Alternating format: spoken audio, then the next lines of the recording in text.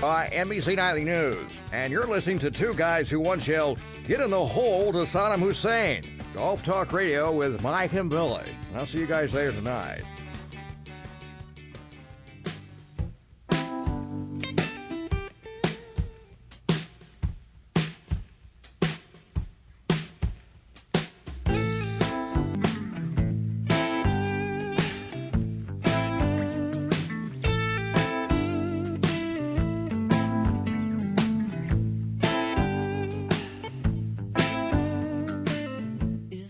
Welcome back in, everybody. Golf Talk Radio with Mike and Billy. So glad you guys are with us.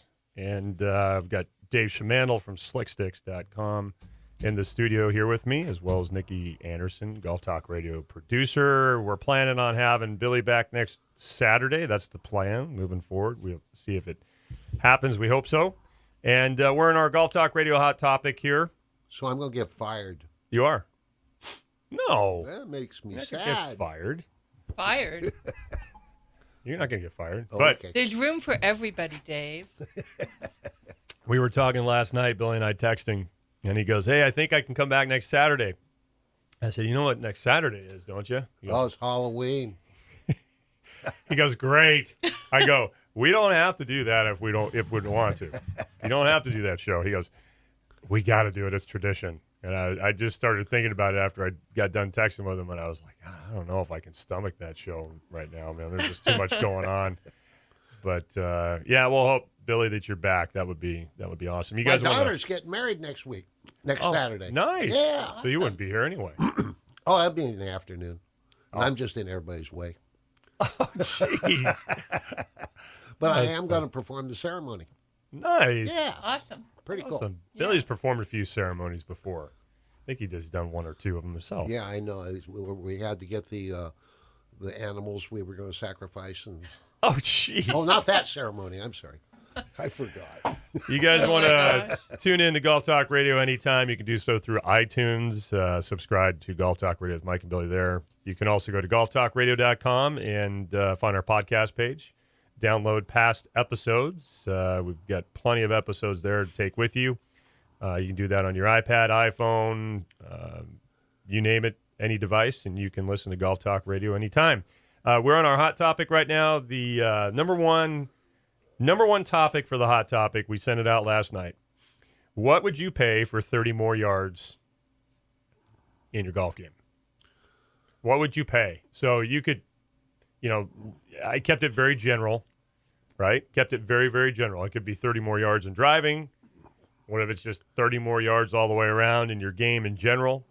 What would you pay? What's it worth? So I could get my driver up to like 205 now? Yeah. Oh, cool. Hey, and there's some people that might go, I don't want my yardage in my driver. I'd just like to have 10 more yards on my irons, I'd take it in the driver because that means you got 3 less clubs going into the green. Exactly. Take it in your driver, for sure. So we're already, if you think about technology, and this is one of the reasons we brought it up, you think about technology and where drivers have gone. I mean, I remember when drivers hit almost $300, people were like, blasphemy. This is crazy. Oh, it was unbelievable. This is unbelievable how expensive this is. Now you got drivers that are $500. It's crazy. All right. So I don't know how much yardage people are actually gaining.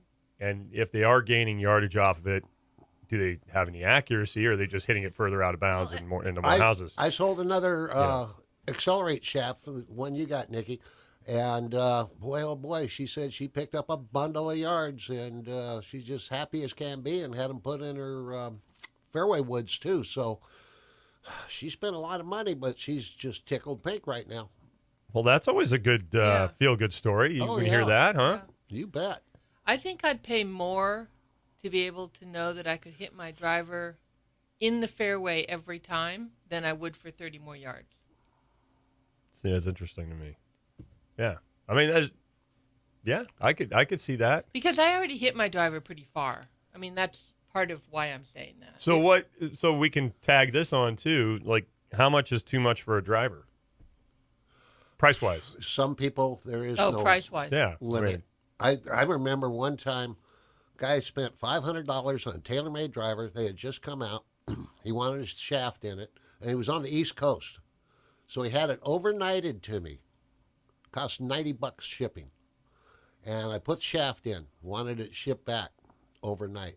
I think it was a Diamante. It was either a Diamante or a Fujikura. Which are, shaft. yeah, I was going to say it's not cheap. And so a guy paid $500 for a shaft, or for the club, had it shipped, spent $350 for a shaft, $180 shipping, and wow. he was tickled pink. That just sounded wild to me. Well, I just reshafted one of those new Pings. What are those going for? The G's. Oh, those are $400 drivers? Okay, well, I reshafted one of those about 2 weeks ago. Guy never hit it. Really? Yeah. $100 driver buys it, gets the shaft. How much Pulled the was the stock shaft? shaft out. How much was the shaft for you? From That you? he put in? Yeah, About that he chose. 2.5, something like that. Wow. That's crazy. $200. Why something wouldn't like you? that. Yeah. I mean, wow. He knew the shaft he liked, and Yeah. it wasn't an option from Ping. You know what's so So- funny about the Well, there's part of it right there. If it's not an option and you've got a guy that is that into it, like he really knows what he wants, or she, then yeah, I could see that if, you know. I've not a lot, but I've done a few of those jobs. No, and that's it's- definitely it's that's definitely a always- niche thing. yeah. I Sorry, just kind of Nikki. Yeah. You were gonna I was say. just going to say it's interesting because there's so many different variables in a golf game, and people tend to fall into one category or another. Like they're an equipment junkie, Right. and they think that equipment's going to solve their problem, or they're a swing junkie, and they think the perfect swing is going to solve their problem, or they're a strategy junkie, or you know what I mean? They Yes. all have, and I don't think I've ever really been an equipment junkie. I'm pretty happy with my equipment. I mean, I'll move up, Yeah. but I know some people who just buy driver after driver after driver. I mean, every time you see them, there's some newfangled, this is going to, fix my game. Well, and this ties into what we've talked about before, and I think about how you went about it. I mean, you went through your whole bag and she redid her whole bag, but you did it the right way. Yeah. So you were an equipment junkie kind of when you went through it, but you were very precise on what you were buying. Yeah. So Right. like the guy that you had, Dave, he's very precise. He wants this driver with this shaft, and most likely I could be wrong, but that guy doesn't strike me as someone who's going to just be buying things to fix something. He knew what he knew wanted. exactly what he Yeah. wanted, and Okay. he knows it's going to benefit him. So I mean that's And a whole nother story. I had another guy up in Canada. He bought a new driver every winter. And I said, you can't even, and we'd talk every year for maybe 2-3 conversations, and we'd talk about what shaft and head and loft and all that stuff. And I said, finally I asked him, I said, you're buying this during the winter. Where you go on vacation or something? He says, no. I just put it by my television, and when I'm watching TV, I look over at it saying, summer will be here soon. And he would just look at his Jeez. driver all winter long and then That go play is with it in the summer. Oh, Yeah. my gosh. Awesome. I haven't heard from him in a couple of years, but yeah, that was probably about 4 or 5 years in a row. Did you hear back from the guy that overnighted the shaft? He loved it. I He do did. remember that, yeah. Did Well, he I give called you him. specifics on what it did for him, or did he just say, I love it? I don't remember. It's been a few years, but Yeah. I called him because it was just such an oddball job that I called him and just said, well, and he said, oh, man, it was great. And he Yeah. talked a little bit. I don't remember the specifics of it, Sure. but he loved it. It's amazing. Yeah. I was waiting for him to say, I got to overnight it to you so I can put that shaft back in it. Oh, that would be But painful. he did not do that. People have to realize on the other side of the spectrum, it costs a lot of money to play golf. If you're playing a lot and playing, courses where it's expensive to have a tee time. Right. So for all the people who still have 1980 clubs that have never been fixed, but they'll pay for the tee time to go play, they might want to think about going and having their clubs checked out, Yeah. or getting maybe a new set of clubs. No, that's a very valid point. I think a lot of people just they really aren't educated, because if you've never done that, if you've never gone and had yourself fitted, and like you said, if they've got 1990 clubs or in the mid 90s clubs and that's what they've swung, and they've never swung any of newer clubs since, they're just going to have an opinion. They won't know until they Right. try it. They're sacrificing Yeah. playability for sure. I always kind of cringe when I hear people say, well, I'm not good enough to be fitted. Yes, And, I hear that that's all the time. And it's the exact opposite. Yeah. A very skilled player can adapt to the golf club. where Yeah. we want the golf club to adapt to the player, Yeah. make the game easier for them. Yeah.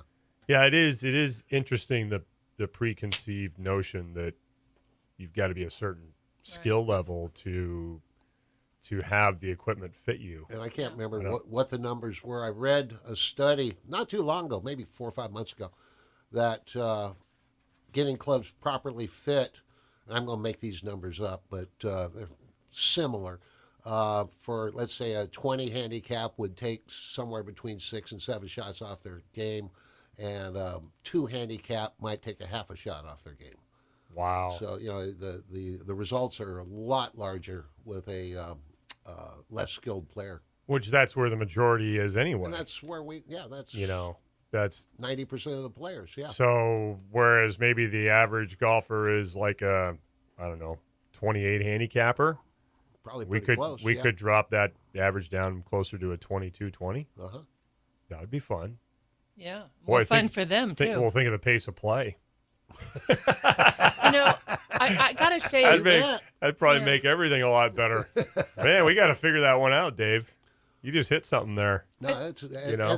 there was a study done, and I don't remember where I got it or anything, but it was pretty thorough, and it was very telling. Yeah. Oh, I'm sure. I think people Who would don't help really more? realize, especially people that are kind of new to the game or high handicappers, they don't realize how much difference there really is in replacing a shaft, having a different shaft or having a different. They think, a golf club is a golf club, and it's amazing because I kind of felt that way when I was first playing. It's like, oh yeah, I've got these golf clubs, I'm going to play with them, whatever. But when we did our first fitting is when the light bulb went off for me, because it was the difference between trying the different shafts and the different heads, and then when we finally found the combination that was right, it was unbelievable. It was such a difference. And so that after that I knew. Well, you have to be, the golfers have to be educated. Like Dave or by me, like I can think about how many times too you've gone down to Dave, like with your wedges and the different things like that. I mean, you got to have the right people, and it's our job, the people in the industry, the professionals, to educate people, even if they're sitting there going, well, I don't want to do this. I've got this notion that this isn't going to help me.